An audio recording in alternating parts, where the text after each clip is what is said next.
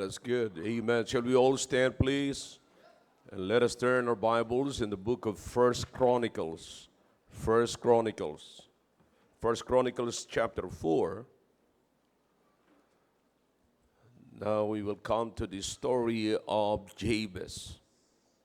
This morning, the title of this message is Jabez, oh Jabez.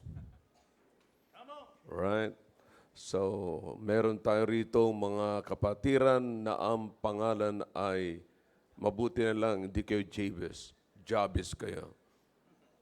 Yung iba naman, Chavez.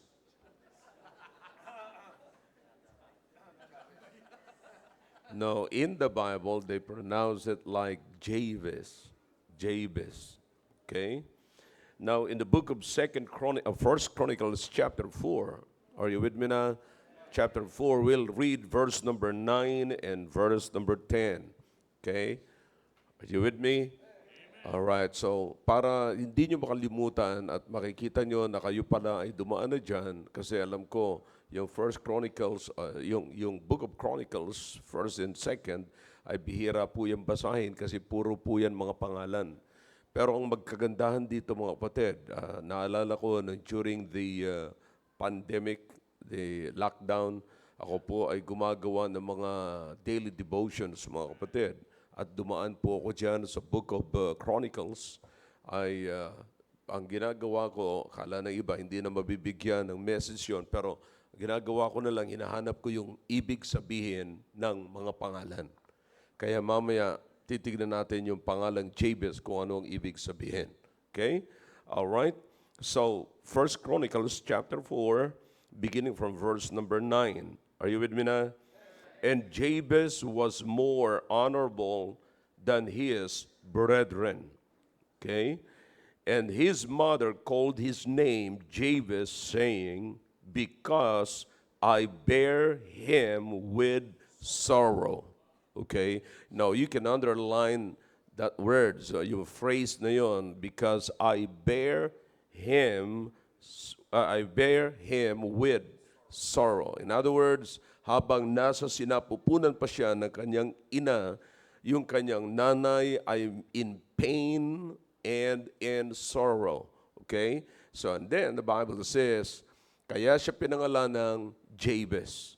Okay? So, given na mga kapatid, sa formula, nandito na yung formula at given na po yung sagot. Okay? Alright, verse number 10, and Jabez called on the God of Israel, saying, oh, that thou wouldest bless me indeed, and enlarge my coast, and that thine hand might be with me, and that thou wouldest keep me from evil, that it may not grieve me. And God granted him that which he requested. And that's something. Now, alam nyo, marami tayong mga bagay na dapat diskobrehin dito, mga kapatid. Okay? Patungkol sa kanyang nanay at patungkol kay Jabez. Okay? Now, may mga bagay na dapat po tayong, ako'y naniniwala na magiging blessing po sa atin at baka pagkatapos nito ay hindi nyo na papangalanan ang anak ninyo at magiging anak ninyo na Jabez. Okay? Alright, tayo po muna ay sandaling manalangin. Dakilang Diyos, marami pong salamat sa pagkakataon na amin pong pag-aaralan ng inyong salita. Bigyan niyo po kami ng malawak na pangunawa tungkol po sa buhay ni Jabez at ganun po ang kanyang nanay. Pagpalain niyo po ang bawat isa, nakarinig po kami sa Sunday School, binigyan niyo kami ng pangunawa. Ngayon, Panginoon, kailangan pa rin po namin ito. Palahin niyo po ang lahat ng mga anak niyo na makikinig po nito at maging sa mga bisita po namin. Ito po ang aking samot dalangin sa pangalan po ni Jesus. Amen. All right, thank you. May be seated in the presence of our God. Katulad po ng sinabi ko sa inyo mga kapatid, given na yung formula. All right? Now everybody pay attention here please, and everybody look at this way. And ako'y naniniwala na meron po tayong matututunan po rito. This is about actually a family matter, mga kapatid. I'm supposed to preach this message, kapatid, sa Mother's Day next Sunday, pero I decided to give it to you today sapagkat ako'y naniniwala na maaaring ilan sa atin ay merong lagi ng urgent need na sa panahon na ito ngayon, na kailangan nyo pong marinig ito. Okay? Alright, so pay attention. Wala na pong, ushers, if you could help them. Wala na pong magmi-miss nito, mga kapatid, sa introduction kasi importante po ito na maunawaan niyo po ang introduction, mga kapatid. Okay? Now, the title again is Jabez, oh, Jabez. Iniisip ko, sabi ko, ang dami kong pwedeng gawin title dito, mga kapatid, pero alam nyo, nakita ko, una, yung kapighatian ni Jabez. Pangalawa, kung paano siya nag-survive sa kanyang kapighatian. Kaya sabi ko, wow, oh, Jabez. Jabez. Oh, Jabez. Wow. Nakakita na po ba kayo ng tao na medyo nahihirapan, sinabi niyo, boy, oh, Willie, pambihira. Kumbaga sa atin ba? Oh, Willie. Yeah? Ganun. Roy. Oh, Roy. You know, so, karamihan, yeah. Karamihan tumatawag kay Roy, ganyan eh. Roy. Hi, Roy. Yeah. Pero pagka Willie, Willie. Oh, Willie. Yeah, so nakita ko po yung mga bagay. I hope you understand kung bakit binigyan ko ng title na ganito. At mamaya makikita nyo kung gaano ka-importante yung title na ito. Alright? You ready? Now, Jabez means he who causes discomfort. Okay? And he who causes sorrow. That's what the Bible says here. Okay? Sorrow is discomfort, mga kapatid. Also, Jabez means he who causes pain. Okay? So you understand, the Bible is very clear here, na ang sabi ng Biblia, his mother called his name Jabez for one reason. Because she said, I bear him with sorrow. Okay? I bear him with sorrow. Now, follow me carefully because it's amazing, kapatid, no?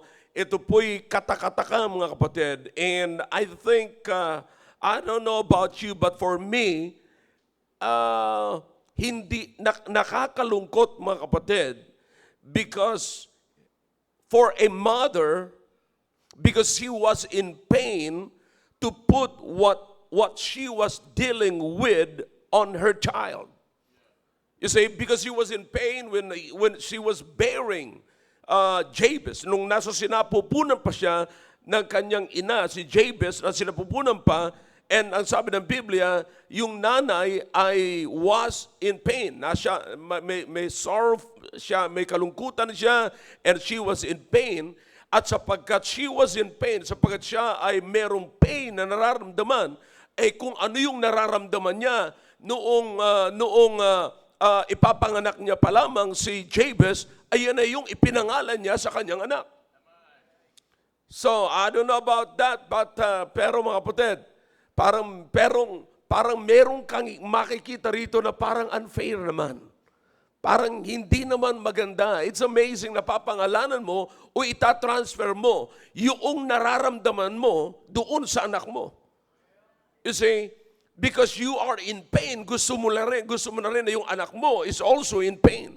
Kumbaga sa pinarusahan mo ako, kaya ngayon, ang tawag ko sa iyo ay parusador. Yeah. So, you see that? So, you'll notice, mga kapatid, na ang pain talaga is napaka-delikado ito, mga kapatid. So Jabez, his mother, because of the painful experience in her own life, now she put his or her experience sa kanyang anak at ginawa niyang identity ng kanyang anak. Did you get that? She allows her identity to become the identity of her child. You see, now, makikita niyo po, mga kapatid, that pain is contagious. Do you understand that? I don't know about that. I don't know about you. Pero gusto kong maunawaan nyo ngayon na makikita nyo po dito at maging sa experience po natin na ang pain is contagious. In other words, nakakahawa mo kapatid. Nakakalipat sa iba. You see, now people who are in pain also bring pain in the lives of many people. So you'll notice here, mga kapatid, na hurt people hurts people. One more time. Hurt people hurts people. But healed people heals people. Do you get that? Now, whether you admit this or not, kapag ka meron tayong nararamdaman sa mga ng loob, gusto nating iparamdam din sa iba. Pag may pain tayo, gusto natin masaktan din yung iba. Pero ang pinakamaganda naman po nito, kapag ka isang tao'y gumaling, gusto nyo rin gumaling yung iba. Alright? Now, again, she allows her identity to become the identity of her child. Now, if you will notice, mga kapatid, Jabez was not the only person in the Bible who experienced this. You remember Jacob? Yung story ni Jacob, huwag kayo matutulog kapatid. Let's learn. Learn. Okay? Maalala niyo mga kapatid si Jacob. He was also called by his parents Jacob. At ano ang ibig sabihin ng salitang Jacob? Pangalan na Jacob. A deceiver, a supplanter. Okay? So pinangalanan po siya ng kanyang magulang na deceiver. You see? So, he wrestled, the Bible says, he wrestled with God. And just imagine, kapatid, sa araw-araw na nagkakasama sila ng mga magulang nila, tatawagin niya si Jacob. Araw-araw, deceiver, kain na tayo. Deceiver, bango na. Deceiver, magluto ka na. Deceiver, kuha ka ng tubig. Deceiver, ganito. Ikaw naman, pain. Halika na, pain. Bangon ka na dyan, pain. So you understand, mga kapatid? Now, itong bagay na ito ay natanim sa isipan ni Jabez, mga kapatid. So you'll notice what the Bible says. Hindi siya nanatili dyan. Maging si Jacob ay hindi rin nanatili po doon. Remember their experience. At ang nakakalungkot dito, they were named by the experience or on the basis of others' experience. Maybe you didn't get that. Okay? Napangalanan po sila na hindi naman po nila kasalanan. Napangalanan sila po'y nagtataglay ng isang pangalan ayon sa experience at ayon sa experience ng ibang tao. Hindi po sila ang may gawa ng pain. Nagkaroon ng pain, pinangalanan siyang pain dahilan sa pain ng kanyang nanay. Transfer lamang ng nanay niya yung pangalan na yun. Ibinigay niya at naging identity na ngayon ni Jabez. Same thing with Jacob. See that? Now, so imagine na yung mga taong ito, nakakuha po sila ng identity based on other experience. Now, if you are on the same situation ngayon, mga kapatid, I don't know about you, pero ngayon pinapangalanan kayo ng ibang mga tao na ayon sa kanilang pananaw o nakikita sa inyo. But most of us, wala naman tayong kaalam-alam doon. Hindi mo alam-alam, wala kang kaalam-alam, tinatawag ka na ng tao, may alias ka na sa ibang tao. Hindi mo alam na ganun pala ang tawag na sa iyo. You see? Now, I'm saying, mga kapatid, if you are in that situation, ano ang gagawin mo? But listen to me now. Gusto ko lamang pong ipaalala, mga kapatid, na hindi naman po nararapat sa isang magulang na ilipat ninyo ang inyong pain sa inyong mga anak. Ako'y naniniwala, mga kapatid, na kung meron man tayong binibuild na magandang reputation, dapat yun ang i-transfer natin at ipasa natin sa ating mga anak. Now think about his mother. Sapagkat siya'y nahirapan, sapagkat siya karoon siya ng pain sa kanyang panganganak, nararapat na ba na ilipat yun sa kanyang anak? Now we should be careful, parents. We should be careful sapagkat tayo magwawakas na, maaaring dumating sa atin na mawala na tayo sa presensya ng ating mga anak. Pero ang tanong, anong iniwanan natin sa ating mga anak? Anong reputation ang naiwan natin sa ating mga anak? Anong klaseng pangalan ang iniwan? Listen, kung anong ginagawa natin ngayon bilang isang magulang, bilang isang tatay, bilang isang nanay, yan ho ang magiging pangalan ng ating mga anak. Oh yeah, minsan bibigyan natin ng magandang pangalan yung ating mga anak, pero yung kanilang karakter ay hindi naaayon sa kanilang mga anak. Sa ating mga anak. Alam niyo kung bakit? Sapagkat yun ang iniwanan natin sa kanya consciously or unconsciously. Are you aware sa mga usapan ninyo bilang mag-asawa na naririnig ng inyong anak? Against other people? At hindi ho natin namamalayan, yun ang naitatanim natin sa mga isipan ng ating mga anak. At bago, kapatid, yung mga bagay na ito bigla na lamang pong tutubo. Magugulat ka na lamang. You see, alam niyo po ba ito, nagkakaroon na lamang ng, yung hindi natin namamalayan, yung naiiwan nating reputation, yung ating character, yung ating kaugalian sa loob ng pamamahay. Hindi natin alam na parang nasa loob ka, mga kapatid, ng gym. Na yung mga tao dun unti-unting nagbibuild ng muscle, nagbibuild ng kanilang katawan. Na dati wala siyang six-pack, wala siyang bicep, wala siyang tricep. Pero unti-unti, magugulat na lamang kayo, isang araw, aba, may bicep na siya, may tricep na siya, may six-pack na siya. Hindi ho biglaan yan, gradual po yan. So you understand? Makikita mo na lamang yung sudden change. Pero sa totoo lang, nagsimula ho yan na wala yan. Unti-unting na-build, kapatid. Now, I'm simply saying, kapatid, sa mga magulang, if you are not careful about your words, if you are not careful about your conversation inside the family or within the family, inside your home, gradually it builds the name, the character of your children. Makikita nyo ang mga tao, mga anak ninyo, takot na takot sa tao. Bakit? Halos lahat ng tao may suspetsya na siya sa tao. You see?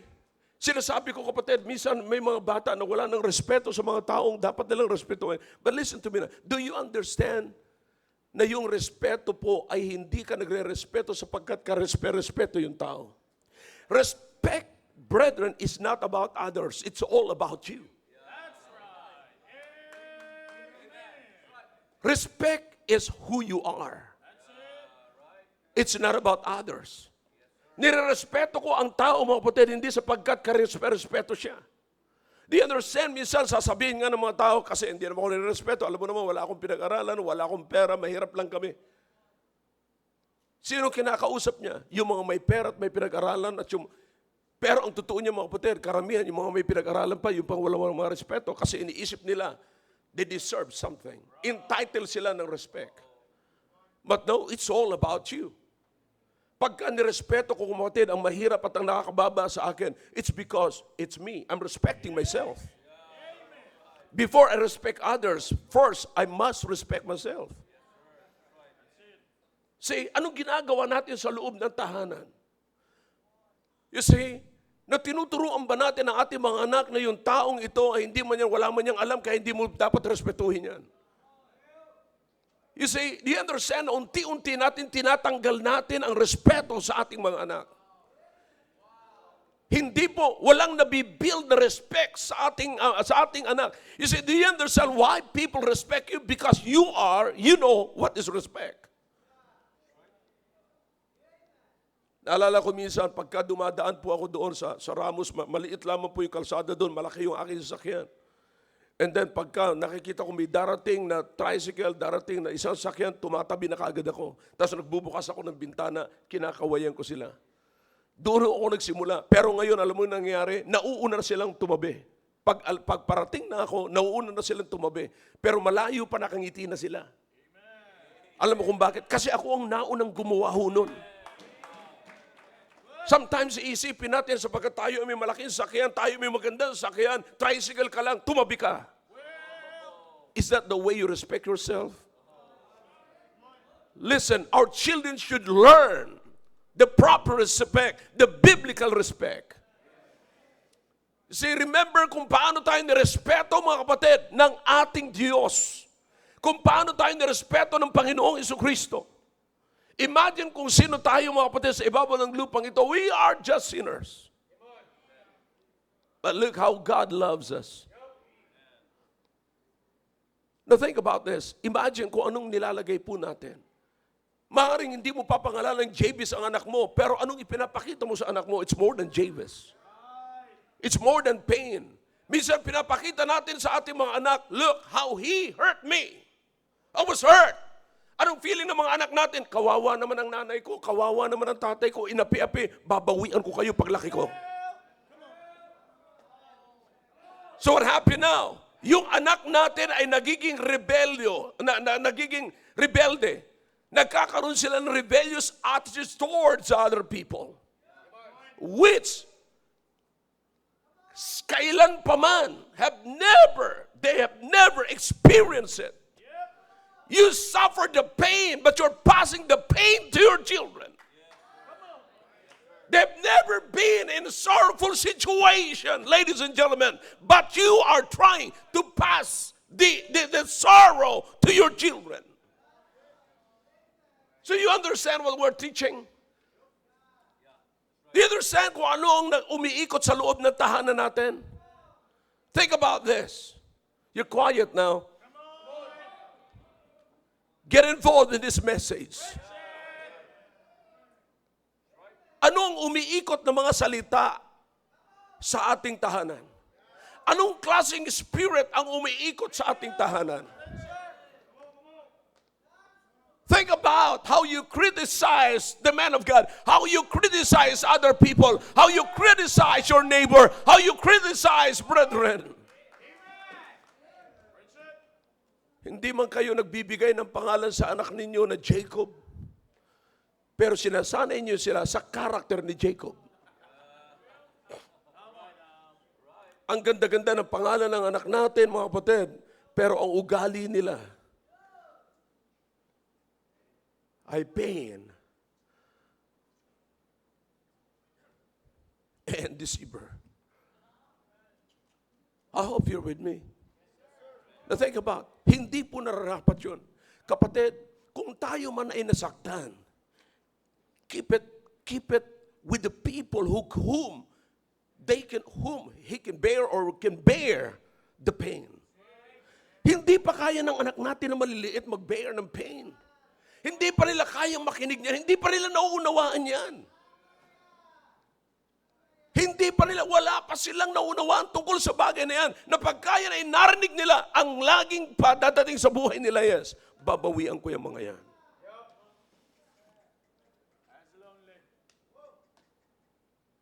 Oh yeah. You've got to be careful. Parents, got to be careful. Not because, just like the mother of Jabez. Hindi sapagkat naging malungkot siya nung binibear niya, nung nasa sinapupunan niya pa si Jabez, mga kapatid. May karapatan na siyang pangalanan yung anak niya ng pain, sorrow. Because you caused me to sorrow, you caused the pain in my life. All right, pangalan mo ngayon si pain. It's amazing kung paano na binibigyan ng mga parents ngayon ng pangalan yung kanilang mga anak. And the most miserable thing is kung paano natin ini-influensya ng hindi magandang kaugalian ng ating mga anak.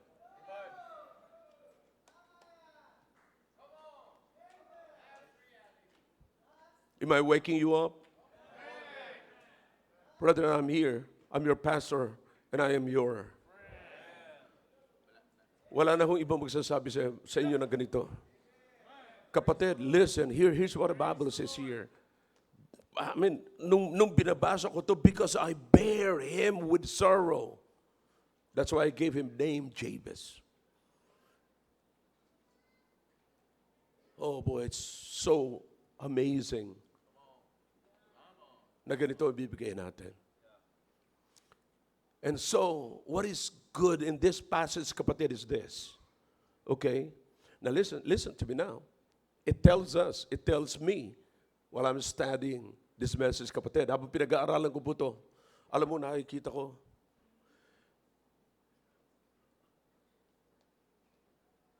gustong pahabain ng nanay yung kanyang pain. Kaya nga mga kapatid, mag-ingat tayo sa paglilipat ng words. Mag-ingat po tayo. Laging narinig niyo na po sa akin yung words are forever. Okay, mag-ingat po tayo sapagkat nung sinabi niya ito, okay, because you caused my sorrow, I'll call you sorrow. Because you caused my pain, I'll call you pain. Anong ibig sabihin nito? Pahabain mo pa yung pain? Pahabain mo pa yung i-extend mo pa yung sorrow mo? Why not just keep it? And stop it there. Bakit kinakailangan pahabain pa? Ba't kinakailangan i-prolong mo pa yung pain? Brother, listen now. Kapag ka nasa loob tayo ng tahanan natin at nagsalita ng hindi maganda in front and in the knowledge, kapatid, ng ating mga anak, we are prolonging whatever that is not good within our family.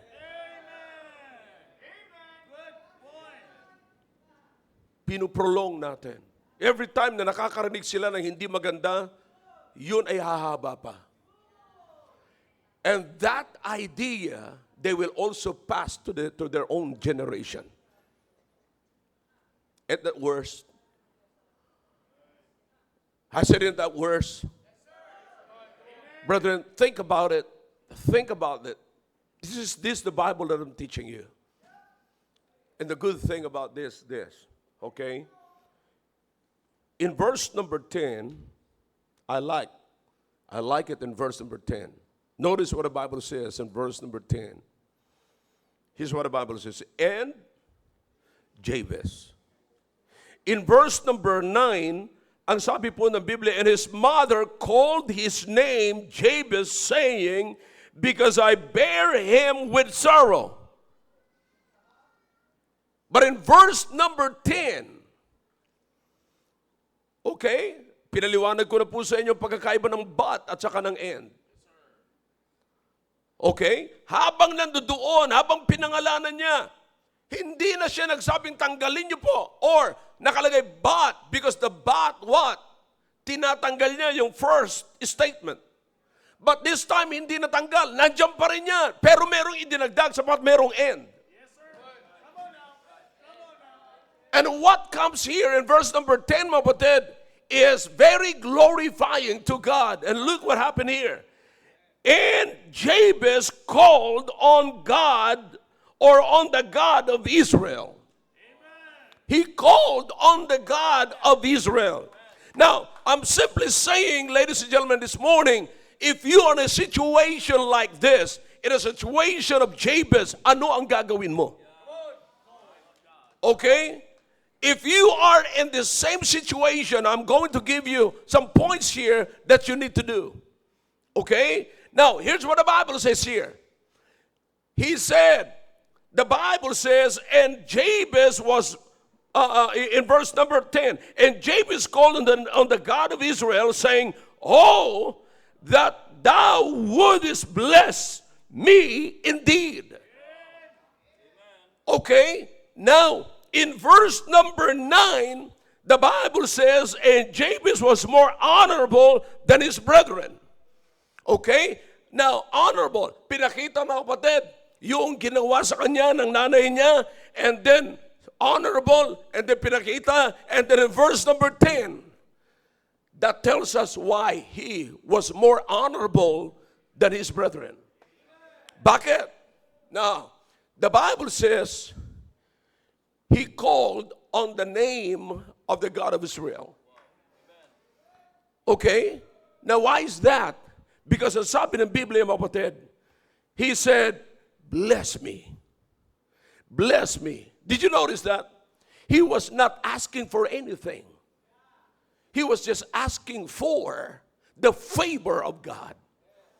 He was just asking for the favor of God. Hindi po siya nagsasabing, tanggalin mo po sa akin ang pangalan na ito. Pero sabi niya, kailangan ko ang pabor mo. Kailangan ko ang pabor mo. And notice what the Bible says here. And enlarge my coast. And that thine hand might be with me, and that thou wouldest keep me from evil.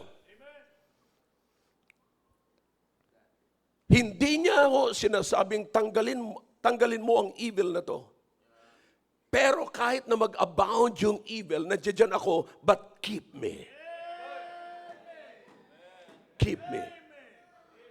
All right. Now, what is this now? The Bible says here, and God, what? Granted him that which he requested. Now, anong dapat natin gawin, mga kapatid? Ano ang makikita po natin dito? I want you to see something here that you need to consider. Number one, okay? Number one, change is possible with God. Change is possible with God. Kapag dumating man tayo sa ganitong klaseng situation, mga kapatid, you still have a choice. Bawat isa sa atin ay meron pa rin tayong choice, mga kapatid. Listen, naniniwala ako, mga kapatid, na ang pinakang powerful na gift sa atin ng Panginoon is the power to choose. The power of choice.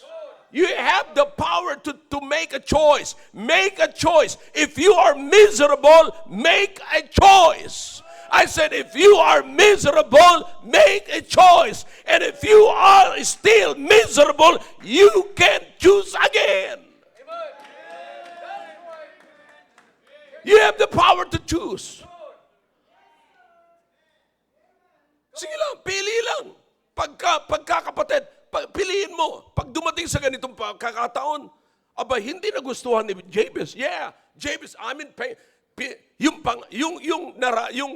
experience, yung emotional experience ng aking nanay, ipinasa sa akin, pero nasa akin pa rin ang choice. Kahit na anong tawag mo sa akin, I am not what you called me. I am not your pain. I am not what you want me to be. Tawagin mo man akong pain, pero hindi ako, ang buhay ko ay hindi si pain. Tawagin mo man akong deceiver, pero ang buhay ko ay hindi si deceiver. Listen, change is possible with God. Oh, what is this now? What happened to him? Notice what the Bible says. His statement, kapatid. Tingnan nyo mabuti kung ano yung statement ni Jabez, kapatid, sa verse number 10. I want you to learn something here. Oh, that thou wouldest bless me indeed. Okay? And enlarge my coast. You see, now listen, nakita niyo mga kapatid, na yung focus ni Jabez ay wala na po doon sa pain. Ang focus ni Jabez ay wala na po doon sa kung anong tawag sa kanya ng nanay niya. Ang focus niya is what he will become. You see, now here's the thing, kapatid, na huwag niyong kakalimutan, kapatid.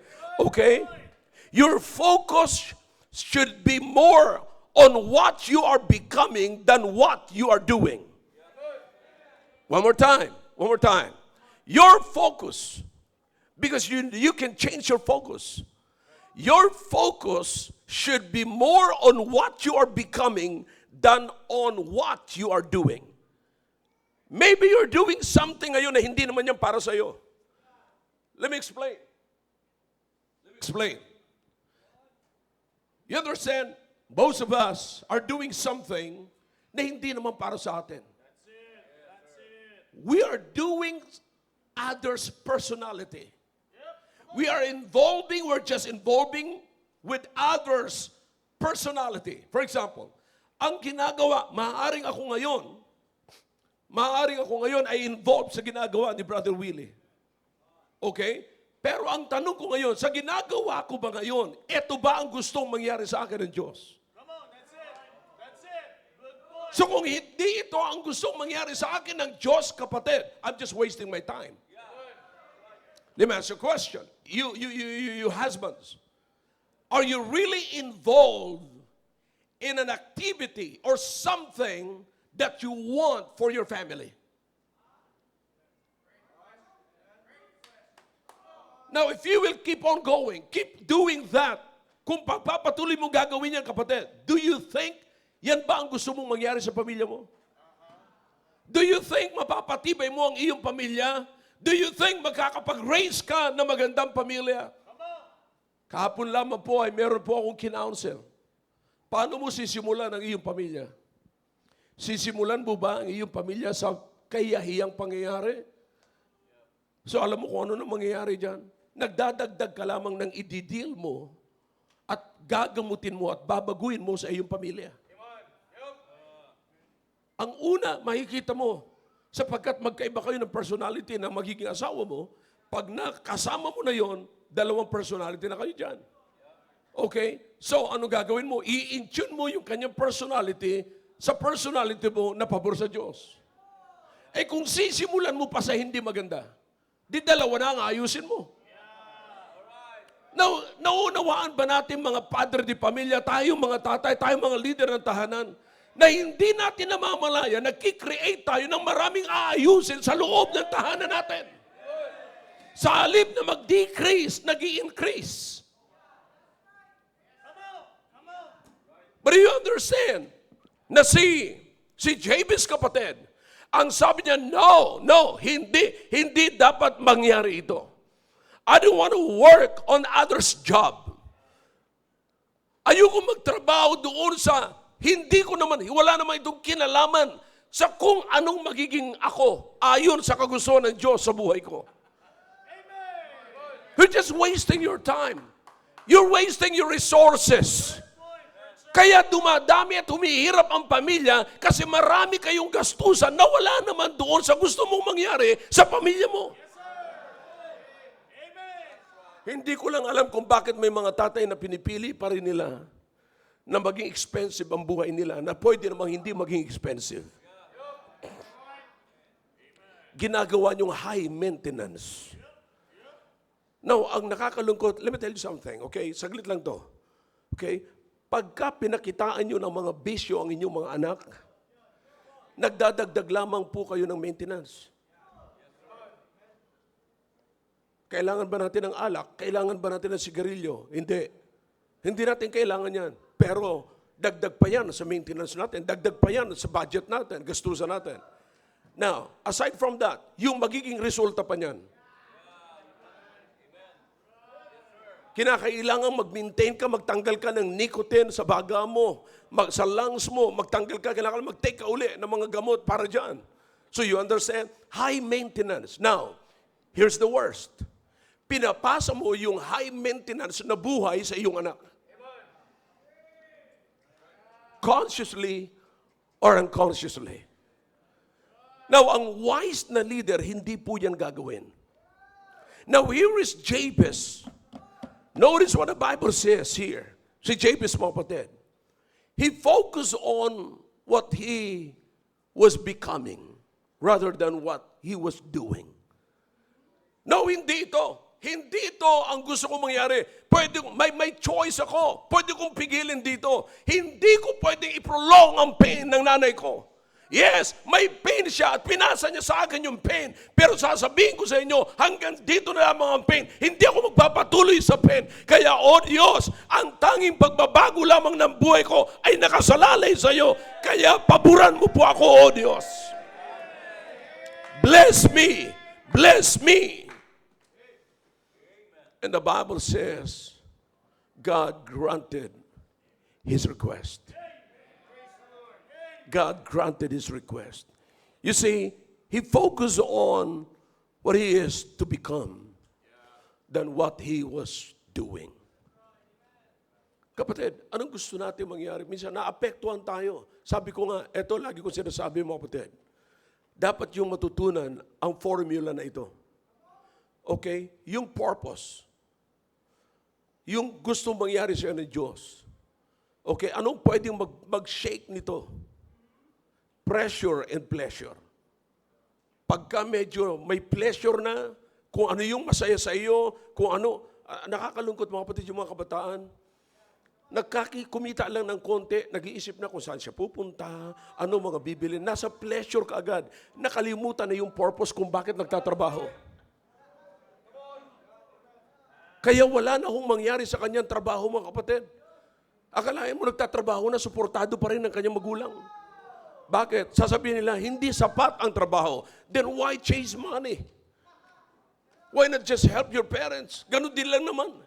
Kargo ka pa rin naman pala ng parents mo. Bakit ka pa magtatrabaho? You understand? So hindi sila marunong mag-handle. Listen now. This is the reason kung bakit tayo merong tinatawag na youth training, summer balikatan. Bakit meron tayong ganyan mga kapatid?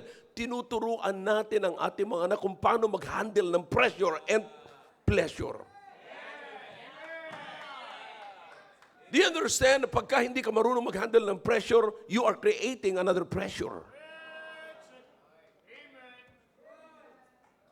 Oh yeah, sabi ko nga sa inyo, marami pang pag nag-asawa kayo, isusolve mo yung ugali ng asawa mo. Magsisimula ka pa sa hindi tama. Di another pressure na naman yun. You see, what do we do? Anong ginagawa ng mga tao? Anong ginagawa natin pagka tayo na-provoke? Makikita niyo yung mga road rage. Bakit nagkakapatayan sila dyan sa kalsada mga kapatid? Na ganunan lang. Ilang beses ako nakakaranas ng ganyan. Meron pang trailer truck na ginaganon ako. Sabi ko, pasalamat ka, may gun ban. No. Sinasabi ko, no. Wala naman nangyari sa akin. Ginanyan na lang ako. Sige, diretso ka. Pinapabayaan ko. Anong ginagawa ko? Dumadaan na lang ako sa gas station. Saan? Sa restroom. But anyways, what I'm saying mga kapatid, wala. Anong mangyayari? Magkikreate ako ng panibagong ganon? You see? At pagka binaril ko, sasabihin ko, in Jesus' name? No, sir. No way. So anong dapat gawin mo? Leave it to God. So you understand? Call on God. That is exactly what Jabez did, kapatid. Tumawag sa Panginoon. At sabi niya, bless me. Give me thine favor. Yes, I'm in pain. But pain is nothing with your favor. Kung ang pabor ng Diyos ay nasa akin, anong kwenta ng pain? Anong kwenta ng sorrow, kapatid? If God is with me, who can be against me?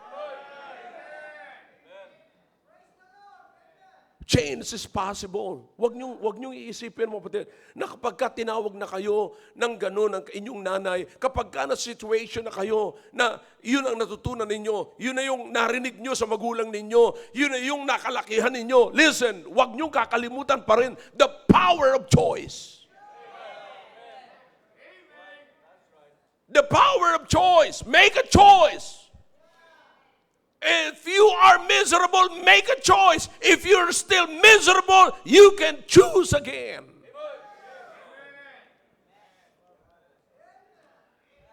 Change your focus. Focus on what you are becoming than what you are doing. Number two, huwag niyo kakalimutan, consider this. That in every ending, there is a new beginning. In every ending, there's always a new beginning. Look for a new beginning in every ending. All death, all change means a death of something. It's the passing away of the old things. You see, kaya nga po mga kapatid, dapat po natin iisipin, makikita nyo, during the graduation, makikita nyo, graduation ceremony, kaya tinawag na graduation yan, magtatapos ka lamang doon sa year kung saan ka naruroon. For example, high school graduation. Ang inabot pa ho natin, ako, pagtapos mo ng 4th year, na ngayon ang tawag nila doon is grade 10. Tama? Grade 10, kasi 6 years. Bagamat kinuha ko lamang po yan ng 5 years. 6 years elementary, and then 4 years sa high school. So 10. Grade 10 ang tawag natin doon. Ngayon yata grade 12 na. Para graduate ka. Pero makikita niyo yung graduation ceremony, kapatid. Ang tawag doon graduation. Pero sa Tagalog, tinatranslate natin yan, ang pagtatapos. Pero kung tutusin, na maganda yung title na graduation, nag-graduation. Okay? And then commencement exercises. Commencement is not the end. It's the beginning. Because there is graduation. You see, sapagkat merong graduation, magkukommence ka na naman sa panibagong bagay. So you understand that? Now listen to me now. Saan man tayo nagtapos dito, kapatid, anong klaseng buhay meron ka, pwede mong tapusin yan.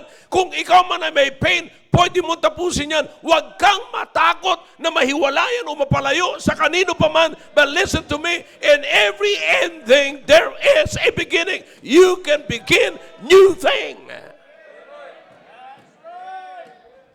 Doon po tayo takot na mawalan matapos itong bagay na ito, pero hindi natin na-realize na bawat tapos pala, meron palang pwede pang magsimula. You see? Now, actually, wala ho yung graduation yun. Mapapawalang halaga pagka sinabi mong, hanggang dito na lang ako. No, sir. Sa buhay na ito, lahat po tayo dapat ay merong involved sa graduation. Lagi tayo, pag nagtapos tayo dito sa isang bagay nito, tandaan niyo mga kapatid, meron na naman tayong pwedeng bagong pagsisimulan.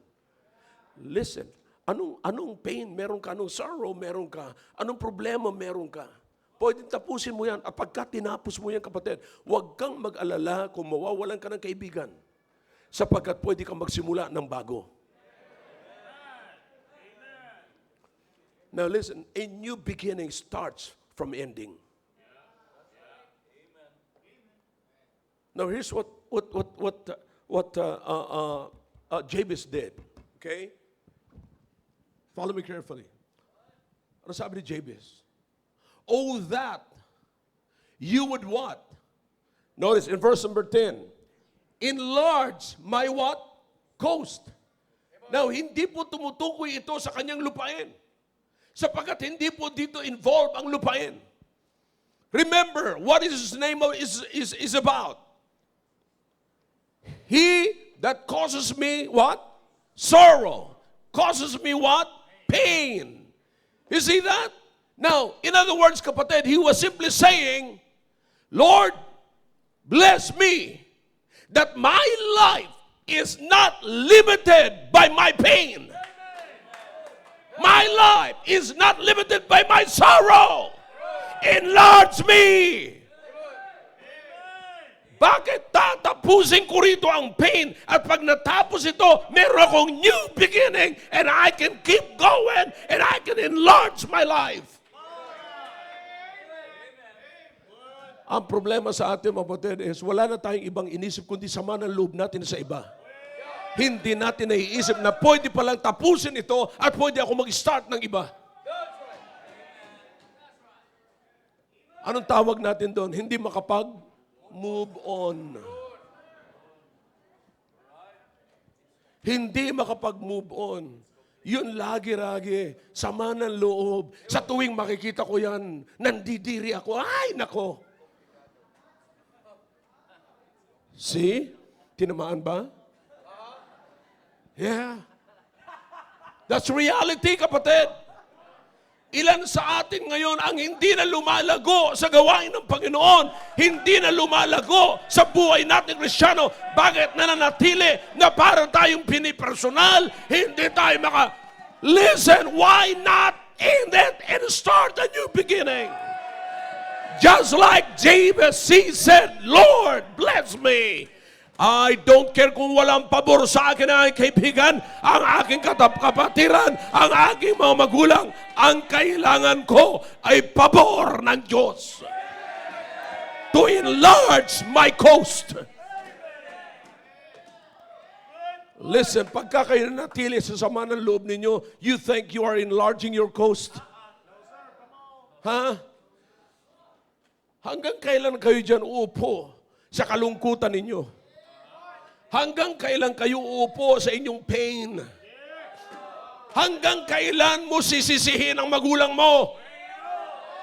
Hanggang kailan mo sisisihin ang kapitbahay mo? O ang nagsabi sa iyo na, perwisyo ito ang hindrance sa buhay ko. Kapatid, it's time to make a change. And change is possible. And in every ending, if you are going to put an end to your pain, to your sorrow, you can start a new beginning. And once you start a new beginning, that's the time that you will increase, you will enlarge your life, your coast. Sabi ni Jabez, no, Lord, please, enlarge my coast. Huwag niyong pahintulutan na maapektuhan ako ng pain ng nanay ko. Huwag mong pahintulutan na ako'y maapektuhan. Sa tuwing makikita ko yung nanay ko, she's in pain.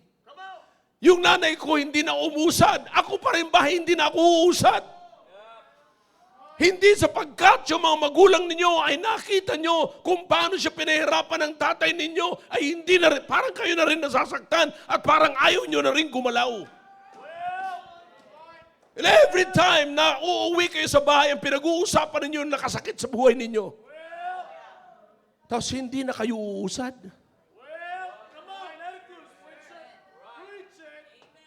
Sabi ni Jabez, yes, I'm Jabez. But I will never allow my name to hold me hostage. I will never allow my name, my pain, my sorrow, na manatili rito sa kalagayan na ito. Enlarge! Enlarge! Enlarge. Kapatid, sabi niya, kalungkutan ng iba na wala ng trabaho. Bakit wala na bang ibang trabaho? Ang alam lamang natin ng trabaho mo, may magpa-empleyado. Ba't hindi ka kumuha ng mga produkto ng iba at ibenta mo? Kita rin yun. Ang usapan dito, income.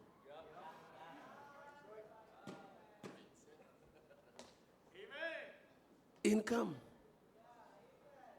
You see that? So that's a sad thing, kapatid. Nakakalimutan natin in every ending. You can start a new beginning.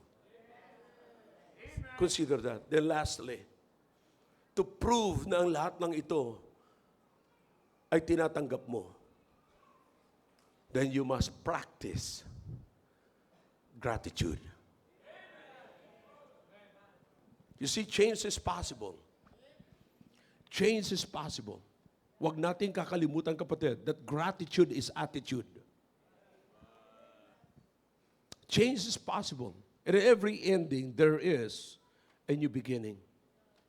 Now, practice gratitude. Huwag mong sanayin ang sarili. Pag sinabing practice gratitude, hindi ka naglalaro, ibig sabihin, no, ipamuhay. Experience it every day. Be thankful.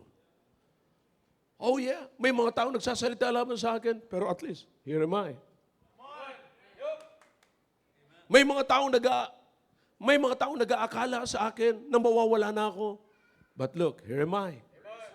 Now listen, don't miss this. There are some people or many people in your life that are waiting for your fall and waiting for you to quit. And here is my advice. Let them wait forever.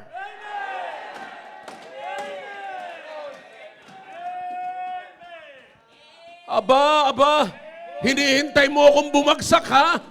Hinihintay mo akong mag-quit, ha? Maghihintay ka habang buhay mo.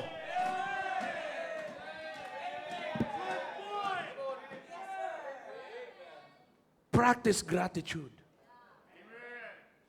Practice gratitude because gratitude is attitude. Pag lagi kang may pasasalamatan sa Panginoon, kapatid, diyan matutuwa ang Panginoon. Every day, may ginagawa ang Diyos sa buhay mo. Thank God that I'm here this morning.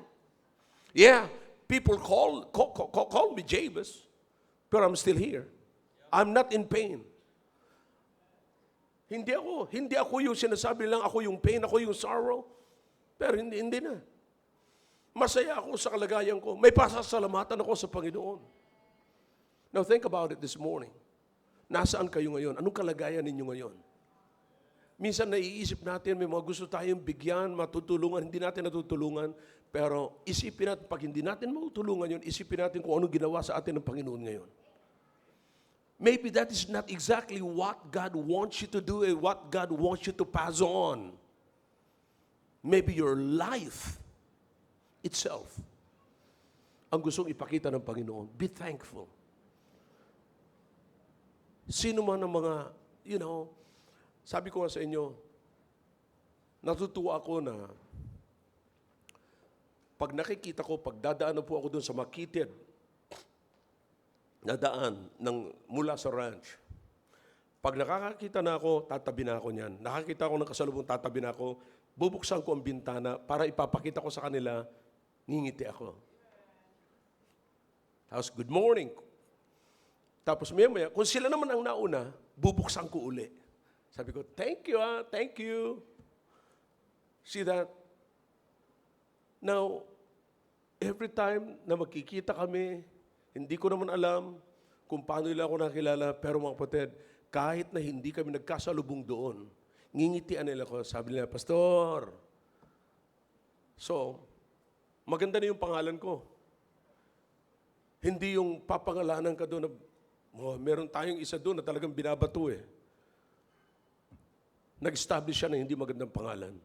But I'm trying to tell you, brethren, it's right here, right now. Gaano man at anuman ang tawag sa inyo ng ibang tao, it's up to you. You can make a choice.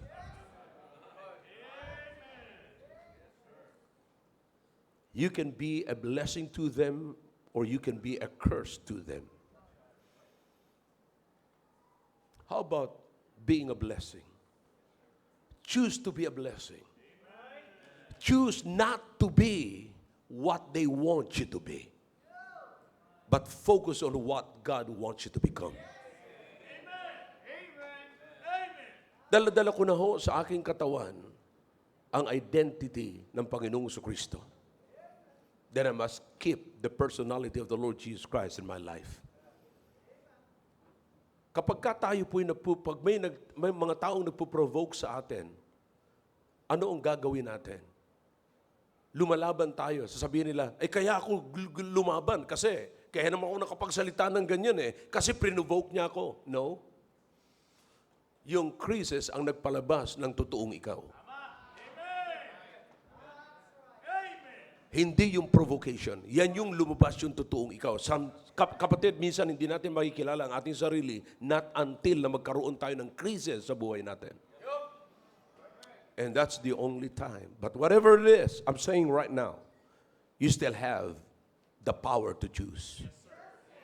God gave us the power of choice. Make a choice.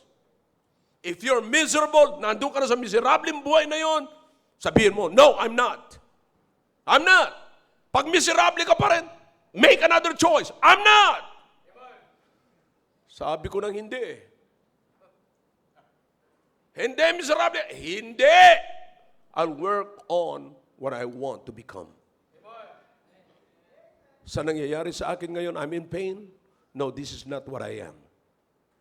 I'll work on what I want to become and what God wants me to be. Ano man ang kalagayan ko ngayon, tatawagin ako ng mga tao ayon sa aking pagkakamali. Tandaan ninyo, hindi tatagal ang pagtawag nyo sa akin. Bakit? I know that in every ending, there is a new beginning. Pwede kong tapusin ngayon ang tawag mo sa akin. Ano mang tawag mo sa akin ngayon, pwede kong tapusin at pwede ako magsimula ng buhay. Am I clear to you? Jabez, oh, Jabez. Boy, habang tinitignan ko, ang buhay niya, boy, I'm telling you. Ilang mga tao ngayon, hanggang ngayon kapatid, miserable ang kanilang buhay. Pinabayaan na lamang na miserable ang kanilang buhay. But Jabez, though his name is Jabez, his name might be his name forever until he die.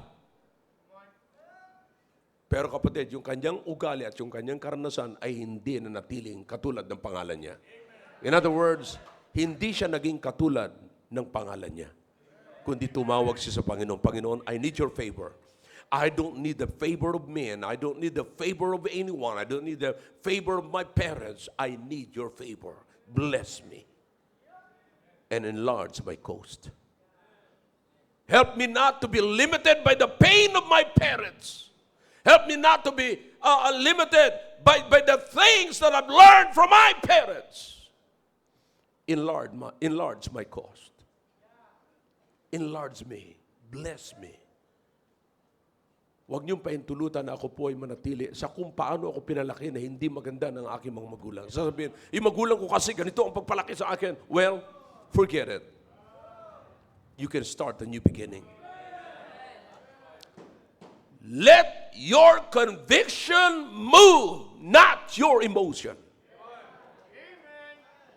And one day you will find out that God is with you.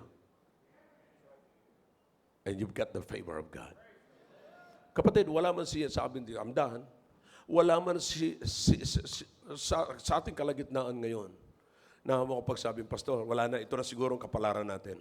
Alam mo yung mga tao nagsasalita ng ganyan, ito na ang kapalaran, wala tayong magagawa, ito na ang kapalaran eh. No. Pinalaki ka sa ganyang klaseng prinsipyo.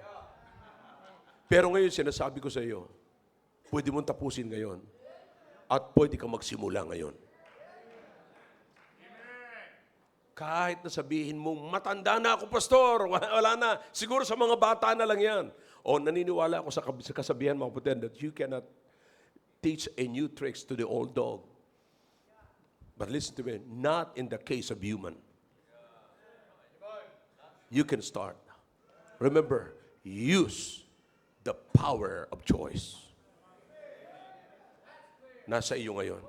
Nasa iyo ngayon. Mananatili ka bang nakaupo? Nadala-dala mo ang pain? Mananatili ka bang nakaupo? Nadala-dala mo pa rin yung pagka-offended mo? Mananatili ka bang walang ginagawa at naghihintay ka na lamang ng pagbagsak ng iba na hindi mo alam pala na yung aasaran mo ay hindi bumabagsak, maghihintay ka habang buhay? Kasi sobrang galit mo doon sa kagalit mo, hihintayin ko, babagsak ka rin isang araw. Abakalain mo maghintay ka ng pagbagsak ng ibang tao? Maghihintay ka habang buhay. Pero this morning, you can get up and say, yes, it's time to change, to make a change. Why is that? Because change is possible with God. And because change is possible with God, in every ending, there is a new beginning. At kapag nakapagsimula ka na ngayon, always sasabihin mo sa, thank God. Thank God. It's not about me. It's about God. Am I clear to you? Shall we all stand, please? Father, thank you for your words. Now I beg you to please bless your people na nakapakinig ng inyong salita, O Diyos. Paintulutan niyo po na sila'y maging mapagpasalamat sa ginawa niyo po sa aming kalagitnaan ngayon. Please, O God, help us always to get involved on the things that will give glory into thy name. Thank you.